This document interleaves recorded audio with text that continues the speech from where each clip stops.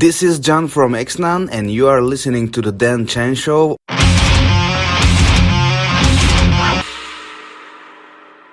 Hey, Jan. Firstly, Happy New Year. And secondly, how are you, my friend? I'm really cool, man. Thank you so much. It's Happy New Year to you too. And how's things in Istanbul? The weather's pretty similar to here, I think. It's like quite mild, a bit cooler than it should be. Yeah. No, actually, it's warmer than it should be right Really? now. Ah, cool. Yeah, we have a winter sun going on. Nice. Yeah. Nice.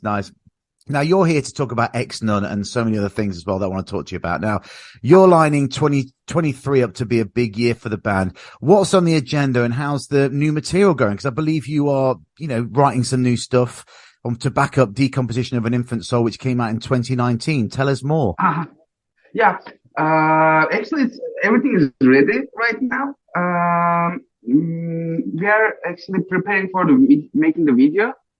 We're gonna shoot the video in like late February, late January, early February, around somewhere, and then probably we're gonna release the first single on February and second on March, I guess. I'm not sure, but like in around there, we're gonna release the whole album in this year. Cool. The new album, yeah. That's our whole agenda right now, actually. Okay, so I gather it's all written, it's all ready, it's all in the can, ready to go. Yeah. It's mastered. Awesome. It's ready. Yeah. So let me I'll go back to that, but I just want to go back a little bit. When you released your critically acclaimed debut, Decomposition of an Infant Soul, back in 2019, as I've just mentioned, what was the reaction to your music and the album in general? And let's talk about how you've evolved from that album to this yet unnamed one. We got really positive reviews about the first album.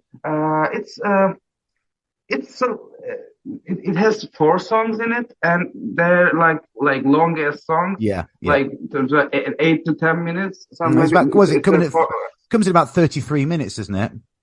Yeah, 33 minutes, 4 songs. Yeah. And actually, this is one of the things that it changed in the new album. Yeah. We are making shorter songs right now, but like the previous album, like it was actually I wrote all the stuff by myself on that album. Yeah. And it was actually like a roadmap for what I want to do musically. Yeah. And I was aiming a mixture of death metal, like hardcore, some black metal here and there, grind kind of stuff, and and sonically maybe it sounds a little old school, but in composition wise it's really modern, I guess. And that was our first album, and I released in December 2019, and the COVID happened, and we couldn't play live, and there wasn't a band actually at that time. I was writing and recording everything by myself and with my friends. Yeah. And during the COVID era, I started to form the band, and we immediately started to write the second one because we couldn't play shows because of the COVID. So we stayed at home and started writing the new material. And when the show started, actually we started to play the new material, right? Because the new members were like, "Dude, fuck it, we want to play the new material." So I said okay, and I was loving the new material more, of course. That was okay for me too. Yeah. So we've been playing these songs for a while now. We've been playing shows for a year actually. Yeah.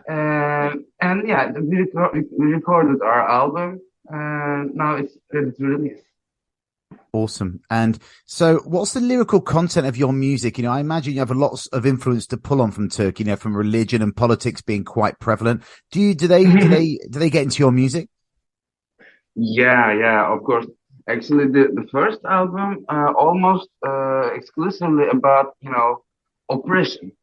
Yeah. and the how the oppression, but not just religious oppression, but the oppression of the whole system we are living in.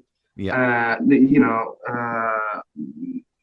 the capitalism, the neo-capitalism, religion, all that stuff, the social media, society itself, Hmm. like morality, all the how that all the oppression, like brainwash the children, the kids, Yeah. and not just changing their beliefs, but how it changes how their mind operates, Of course. how they perceive the world, how they perceive reality. Yes, of course. Yeah, the first album was about that. So we had a song called "Rape of God," actually. Yeah. Yeah. Yeah, yeah. I know.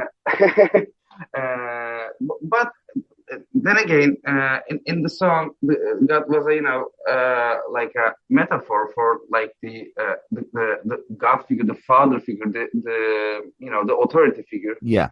Yeah. uh, and it was about how we all raped by the authority. Yeah. Yeah. Yeah, so that was the lyrical word on the first album. Hmm. Yeah. So going back, just sticking to the first album, the imagery is Uh-huh. very cool because we didn't get a video as such. So where did you pull the graphics from for the very medieval imagery of your artwork? You fed it all the way through your Instagram. The album artwork is quite graphic. Where did that come from? Mhm. Did you get someone to do that? Did you come up with the ideas for that? Did you get involved with someone? Uh, Actually, my wife did the cover. Oh, great. Awesome. Yeah. Keep it in the family. Yeah. She's a keeper. Yeah. Uh, mm, She's very talented. yeah, yeah, thank you. I'm gonna tell her. So Yeah, that for sure. yeah, I wanted to create a like like old school grind approach, like Yeah. colleges, like like mutilated kids and etc. But Yeah. I didn't want it to like look that much old. I want to look like I love colors. You know Yeah. how grind albums are like all black Well, and just white, like just looking at you, photocopy. Jan, I know you like colours. With your amazing tattoos, your fluorescent hair now and then. I can see you like colours. That's for sure. Yeah, thank you. Yeah, I love colors.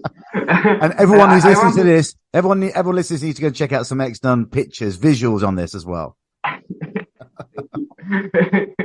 And I really love the Renaissance imagery, like Renaissance paintings, and I wanted to be like a mixture of that, and the music itself is like mixing that old school elements and really modern stuff.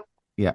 And I wanted to be represented on the cover as well. Yeah. And so we used the like Renaissance painting imagery, but we made it in a collage.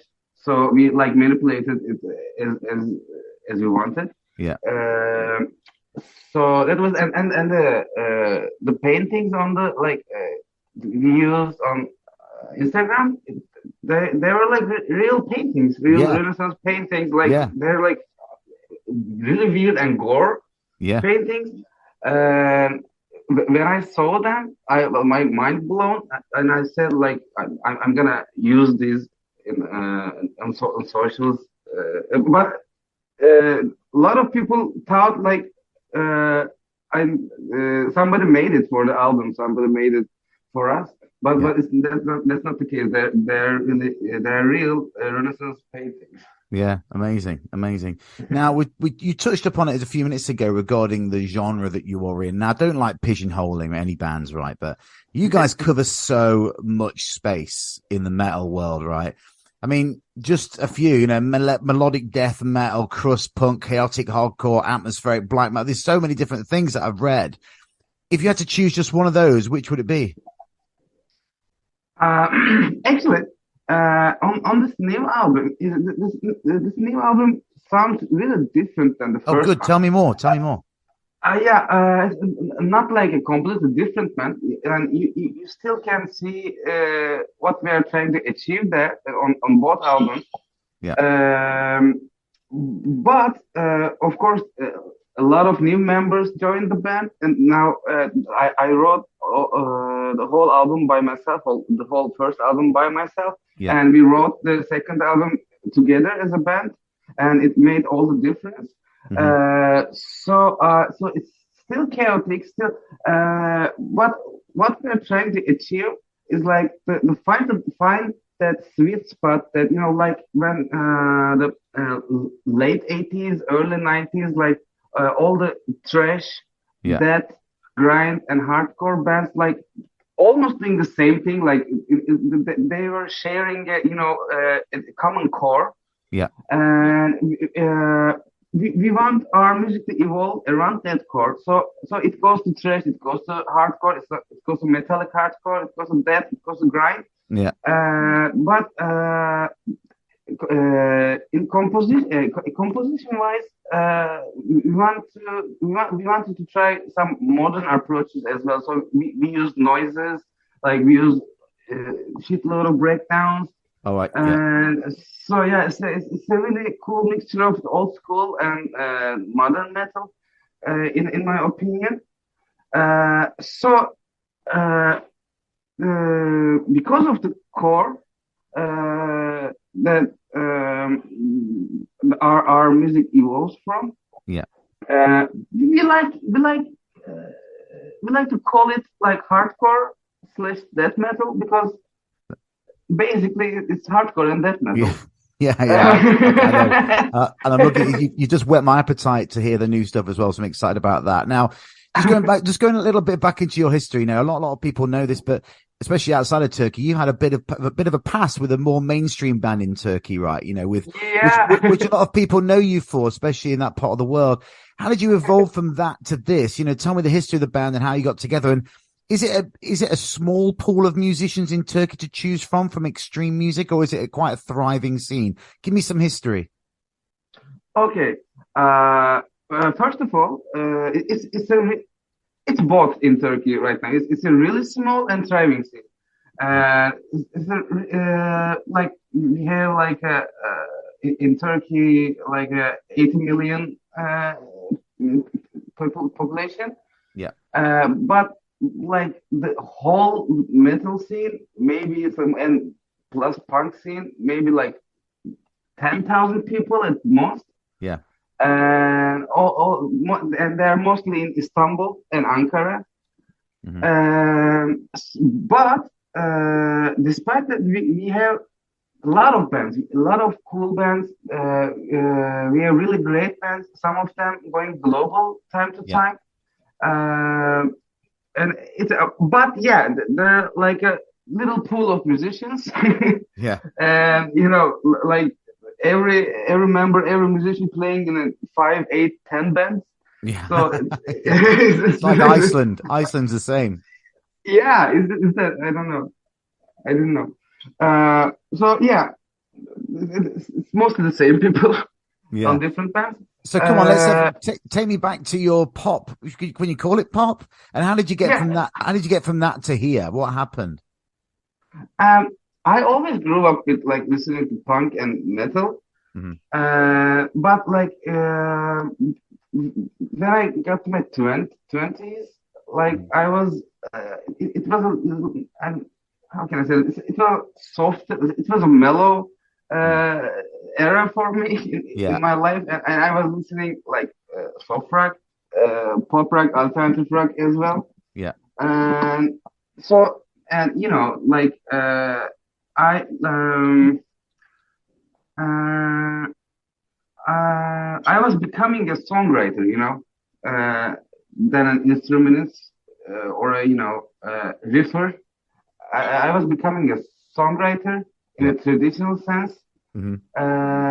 So it was actually one of the musics I'm doing at that time. So Yeah. I had a punk band, I had a metal band, but and Okay. then I had a pop rock band as well.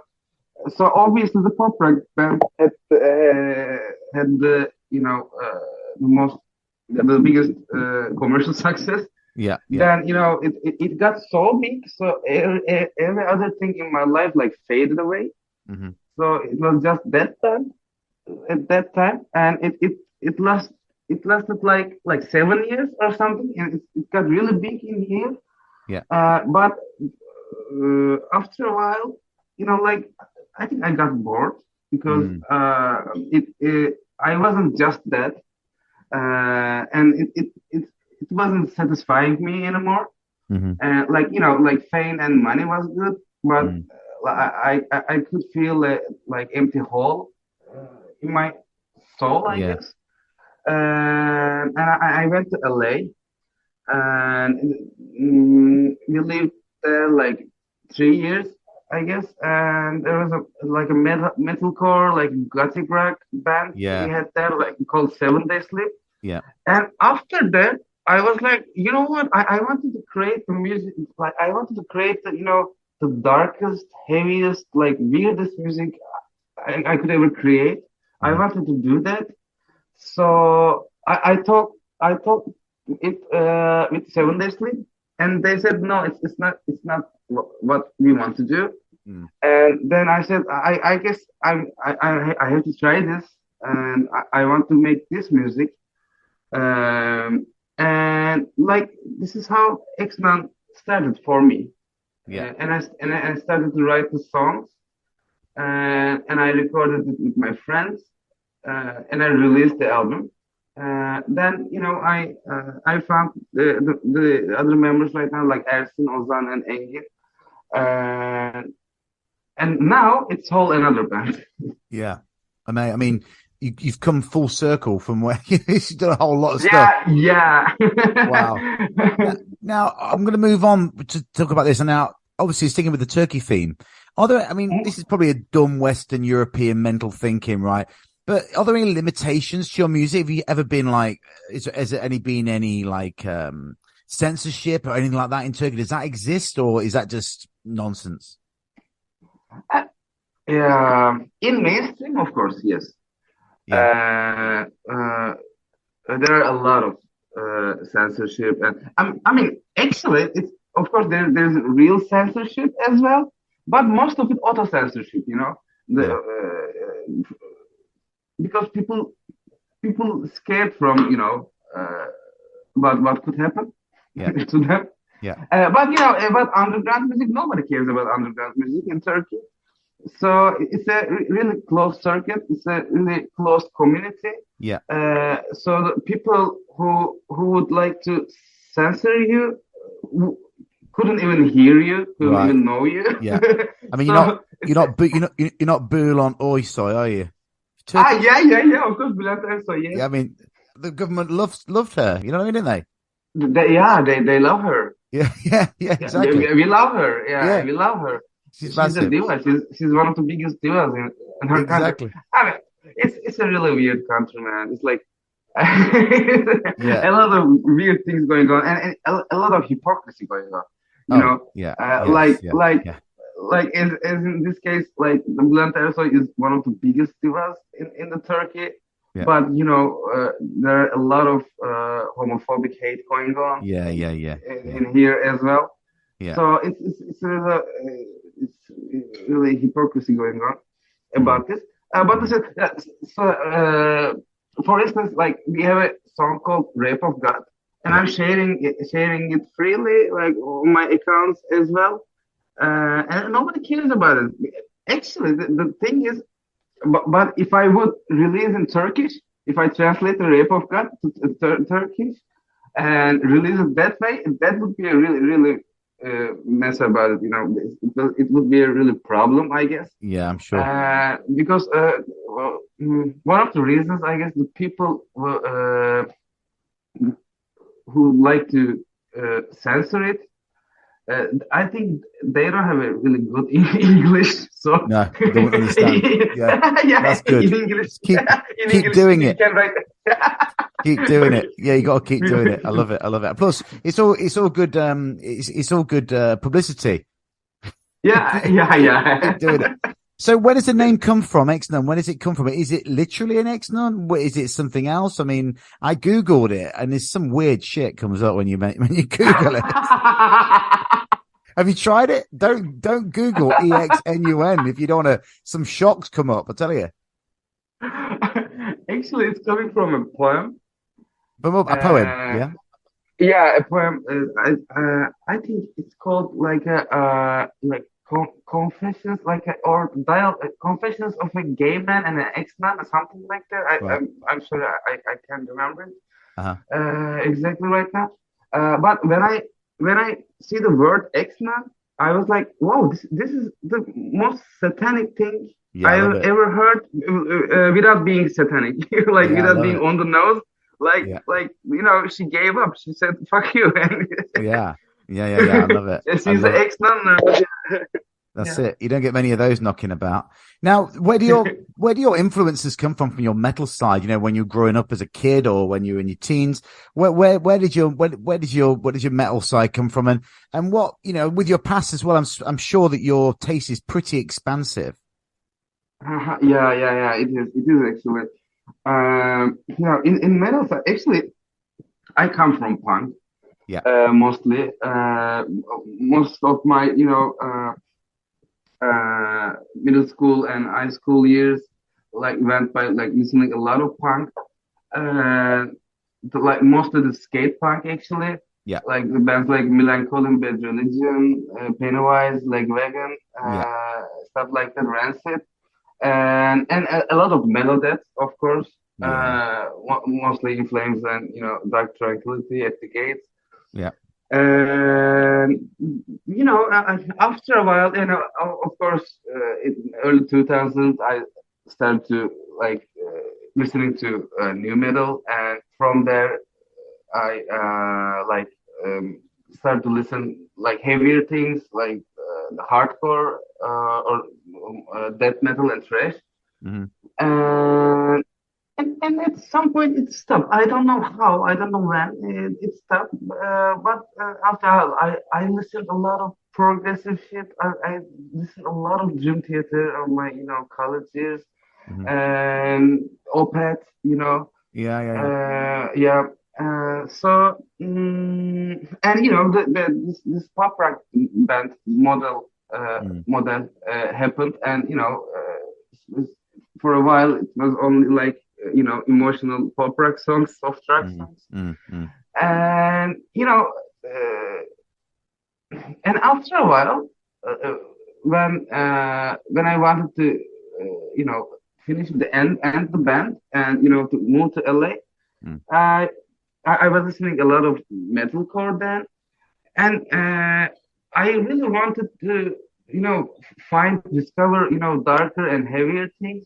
Mm. I really fell into like bottomless pit after that, like trying to find the dirtiest, the filthiest, the darkest, heaviest shit Yeah. I could ever get my hands on. Hmm. And right now, for Exnut, our influences like, I mean, I have a playlist, Spotify playlist. It's my favorite playlist. I listen to it all the time. It has like Convert is my one of the biggest influences. Uh, Yeah. it has Conversion. It has Slipknot, Korn, like Pennywise, Bad Religion, but that in terms like Full of Hell, Gatecreeper, Nails, Yeah. and, like Municipal Waste. It's a real like the Black Dahlia murder. Thai artist murder. It's a really complicated So much stuff. playlist, and Yeah. yeah, and I actually it's really has reflections on Exnun music. We want to do it all, but not, like it can be really messy if you Mm. can't compose it really well. Yeah. That's what we are trying to do. We want to do everything. We want to play because we love thrash, we love that, we love grind, we love hardcore, we love punk, Mm. and we want to do it all. And but to make it sound cohesive, like, Yeah, I and see. to make it sound like a whole. That's Yeah. the tricky part, actually. So talking about making it sound like a whole, show-wise, you said you've done some shows in Turkey. Firstly, have you got gigs organized for Turkey or even outside of your country? And what's a Exnun gig like? You know, what can we expect if we come to see you? Yeah, we just played in Turkey for now. Um, but after the new record, it's gonna it will be released in it will be released this year from Time to Kill Records. It's an Italian record label. Um, the I'm sure we're gonna do a European tour at least Yeah, uh, this year after the release, that's awesome. uh, and yeah, we're still playing in Turkey, of course. Yeah, yeah, What should they expect? Like, a lot of mosh pits, good. like a lot of headbang, a lot of wall of death going on. That's like it's like pure energy right now. Like, I don't think you will remember a thing when you go out from the show because Yeah, like that, like that. because you you really have to digest it when you're listening at home. Uh, Yeah, but yeah, you will remember the energy. I'm sure of it. You will remember the mosh. yeah, And it, our show is going like the heaviest punk show you could ever attend, I guess. Mm.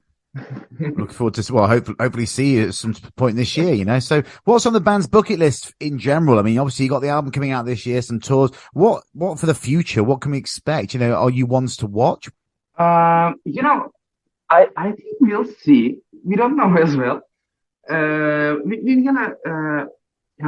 gonna release the album, and we don't have any shows booked right now.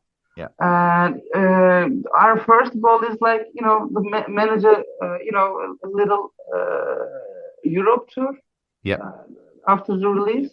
Hmm. But we don't have any details. We don't have anything, Yeah. decided right now. Yeah. So actually, we don't know. Looking forward to seeing some news. Now, I've got one more question for you. How would you describe the band in 3 words? Like, it's complex. Like, it cannot. Like that. Just give me a minute. Chaotic. Like, chaotic. Uh, I get credit for that. that's fine, I guess. Yeah, I'll take that. I'll take that.